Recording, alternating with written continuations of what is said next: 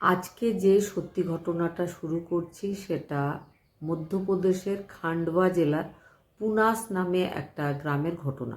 ঘটনাটা ঘটেছে 6 মার্চ 2026 গভীর রাত্রে।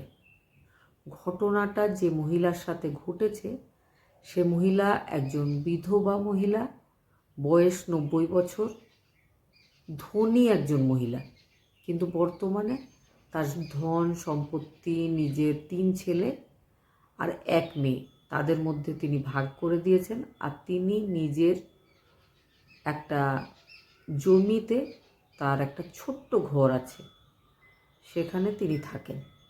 90 বছর যেহেতু বয়স, তিনি নিজের জন্য রান্নাবান্না ইত্যাদি করতে পারেন না। তার মেয়ে একদম পাশের গ্রামেই থাকে, সে প্রত্যেক দিন মায়ের জন্য খাবার পাঠায় আর কখনো সখনো এসে মায়ের খাবার রান্না করে দেয়। রান্না করার ব্যবস্থা সেখানে আছে, আর যে বাজার ইত্যাদি ব্যবস্থা সেগুলো ছেলেরা মাঝে মধ্যে করে দেয়। তো মহিলা কিন্তু একাই নিজের ওই জমিতে নিজের ছোট্ট ঘরে থাকেন। সেই বৃদ্ধা 90 বছর বয়সী মহিলার নাম রজনী। তো যেদিনকার ঘটনা বলছি, একদম আর্লি মর্নিং লোকজন নিজেদের জমিতে কাজ করার জন্য আসছিল। তারা দেখে মহিলা নিজের যে খাটিয়া, যেটাতে তিনি ঘুমান, একটা দড়ি বোনা খাটিয়া, সেটা বাইরে আছে, আর সেই মহিলা খাটিয়ার ওপর শুয়ে আছে।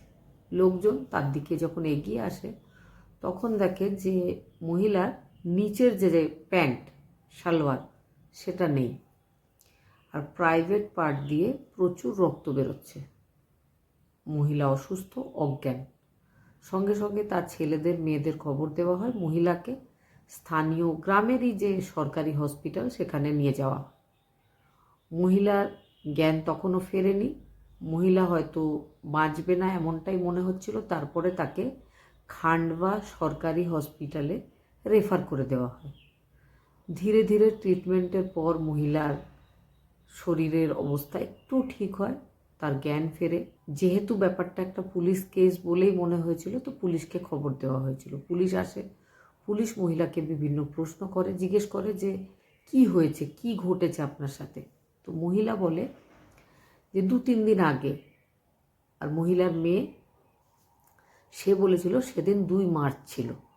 তো যাই হোক, 2 মার্চ রাত্রেবেলায় 4 জন ছেলে মুখে মাস্ক পরে, ভালোভাবে মুখ ঢেকে তার বাড়িতে এসেছিল লুটপাট করার উদ্দেশ্যে।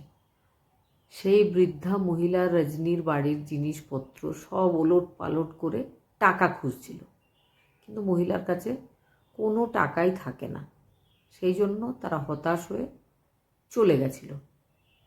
সেই 4 জনই, মহিলা তাদের কথা শুনে বুঝতে পেরেছিল যে সেই 4 জনই আবারও 6 তারিখে রাত্রেবেলায় আসে, মহিলার হাত বেঁধে দেয়। 4 জন ছেলেই তার সাথে রেপ করে। রেপ করার পর তারা মহিলার রাখা যে রান্নাবান্নার জিনিসপত্র তাতে রান্না করে। মহিলা অজ্ঞান হয়ে গেছিল। পরবর্তীকালে তার যখন জ্ঞান ফিরছে, সে হসপিটালে।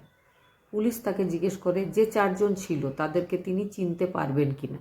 মহিলা বলে না, তাদের সব্বার মুখ ঢাকা ছিল। মহিলাকে জিজ্ঞাসা করা হয় যে তারা কি কেউ কাউকে নাম ধরে ডেকেছিল। মহিলা কিছুক্ষণ মনে করার পর বলেছিলেন যে হ্যাঁ, একজনকে রাজেশ বলে কোনো একজন ডেকেছিল। তখনই সেই রাজেশ বলেছিল যে নাম বলে কেউ কাউকে ডাকবে না। তারপর থেকে আর কেউ কারোর নাম উচ্চারণও করেনি। এবার পুলিশ আশেপাশের এরিয়াতে খোঁজাখুঁজি, ধরপাকড় শুরু করে। রাজেশ নামের ছোটোখাটো অপরাধী টাইপের যত লোকজন, তাদেরকে এনে থানায় হাজির করা হয়। শেষ পর্যন্ত কিন্তু সেই রাজেশ, যে এই ঘটনার সাথে জড়িয়ে আছে, তাকে অ্যারেস্ট করতে সক্ষম হয়েছিল পুলিশ। রাজেশের জিজ্ঞাসাবাদের পরে রাজেশের আরও 3জন বন্ধু, অজয়, বিষ্ণু আর দিলীপ, তাদেরকেও অ্যারেস্ট করা হয়। তাদের জিজ্ঞাসাবাদ হয়, তাদের স্পেশাল ট্রিটমেন্ট দেওয়া হয়। জিজ্ঞেস করা হয় যে তারা হঠাৎ করে ওই বৃদ্ধা মহিলার সাথে ওই ধরনের ঘটনা ঘটিয়েছে কেন। তারা অপরাধী টাইপের ছেলে, তারা মাতাল, তারা লুটপাট, চুরি, ডাকাতি এইসব কাজের সাথে জড়িয়ে থাকে। আর হ্যাঁ, আজকাল হাতে হাতে ফোন, তো তারা অবসর সময়ে নেশা করার পরে ফোন দেখে। সেদিনও 2 তারিখে চুরি করার উদ্দেশ্যে গেছিল, কিন্তু তেমন কিছুই পায়নি। 6 তারিখে মদ খাওয়ার পর তাদের ফোন দেখতে দেখতে ফোনে এমন কিছু ভিডিও দেখেছিল যেটা দেখে তাদের ইচ্ছা হয়েছিল যে কোনো একটা মহিলার সাথে এই সময় তাদের খুব দেখা করার দরকার, কিন্তু কোথায় পাবে মহিলা।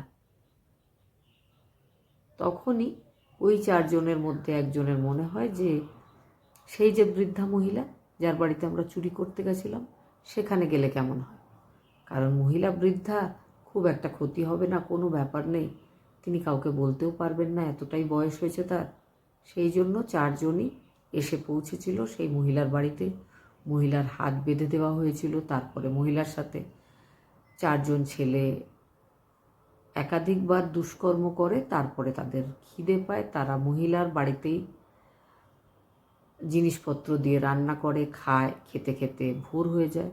তারপরে মহিলাকে তারা বাইরে ফেলে রেখে পালিয়েছিল, কারণ তারা মহিলাকে ভেবেছিল যে মহিলাকে বাইরে নিয়ে গিয়ে একটা কুয়ো আছে যেখানে জল নিয়ে চাষবাসের কাজ ইত্যাদি লোকজনেরা করে, সেখানে ফেলে দেবে।